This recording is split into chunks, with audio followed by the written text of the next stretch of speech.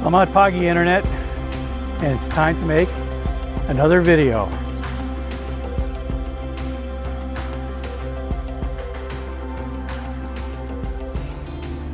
Morning Internet, and welcome to another adventure-filled video with the Urban Biker. Today we're going to talk about some of the things that you have to consider when you're first starting a fitness program. Now, lots of people start fitness programs, but they have an awful time sticking with them. You know, it's like the old joke about people who quit smoking. They say it's really easy, I did it millions of times. The same thing applies to people who start fitness programs. It's easy to start one, but it's really hard to stick with it. I think I found all the things that might get in the way of maintaining a good fitness regimen. Right now, I've recently started, probably maybe 3 to 4 weeks ago, in a fitness regimen on my bicycle in order to get my power to weight ratio under control, which is right now a dismal less than 1 watt per kilo. And if you know what that means, you know that's pretty bad. So I'm trying to get that under control, which essentially means losing some weight. So what are the things you need to consider? Everybody that starts a program has a plan. Say, yeah, I'm going to start on Monday, I'm going to run after work, or I'm going to walk after work. But they really don't have a set time to do it. So the first thing that you need to consider is find a time every day, Monday through Sunday, 7 days a week. That's your time.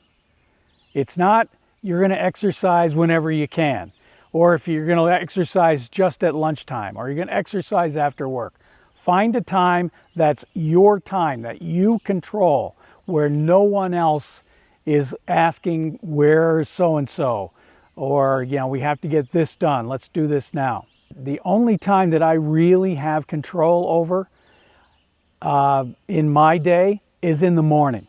So I have to do my exercising or my fitness program very first thing in the morning.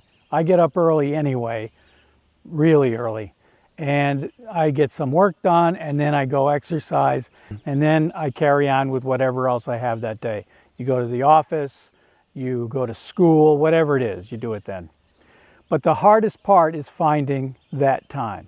If your time is sort of vague, you're going to exercise every day, but you're going to do it whenever you have free time, you're going to find out pretty fast that it's easy for you not to have free time. You know, if you're going to run or walk at lunchtime, there's always something to do at work. So that'll keep you from running or walking. A lot of times people will say they're going to exercise after work, but then by the time they get home, they realize they're not really interested in doing anything after work. You want to eat dinner and maybe watch the news and then go to bed. So exercising later in the day, for some people, is not a good strategy. You want to set a pattern. In other words, you find the time that's available 7 days a week. Now that doesn't mean that you have to exercise 7 days a week. In fact, you shouldn't exercise 7 days a week. Set a pattern. When you first start off, you might want to exercise 4 days in a row and then take a day off. And then gradually you can build that up to 5 days in a row, or maybe even 6 days in a row, and then take a day off. It's always 1 day off. All right, if you take 2 days off, that's probably something you shouldn't do. But if you have to take 2 days off, there's nothing wrong with it. But try to get it to where when you do have a day off, you take a day, not 10 days. Let your mood determine the intensity. Some days you may not want to exercise. So if you get up in the morning and you don't feel like running 5Ks that morning, then go out for a walk. Don't just take the day off, go out for the walk. So it's based on your mood. If your mood is good, you're ready to, put the hammer down and get to work, go for it. If you don't feel like it, you want to try to stick to your pattern. The pattern is important, especially in the beginning where you're just developing the habit of exercising on a regular basis. So set the pattern and then stick with it.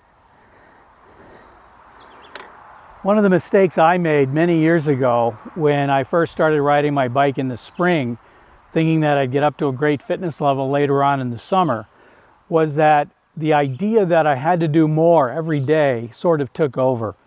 So even though I started off at a low level, riding my bike maybe 10 kms one day, the next day I thought, well, I did 10 yesterday, I'll do 15 today, and then 20.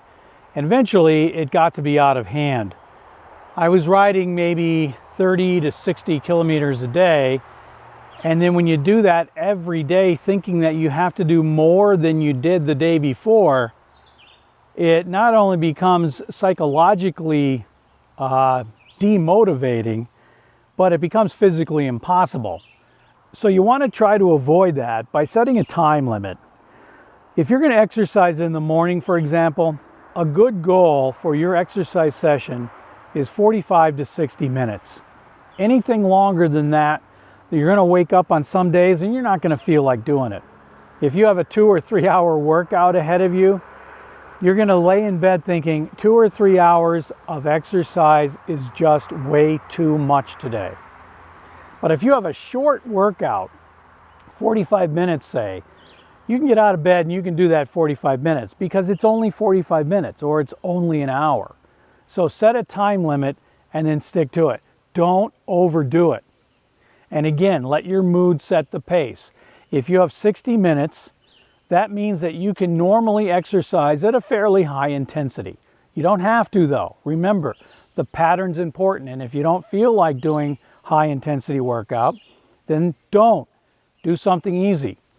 But make sure that you stick with the pattern, and make sure that the workouts are short enough so that they don't become demotivating just by the very length of the workout.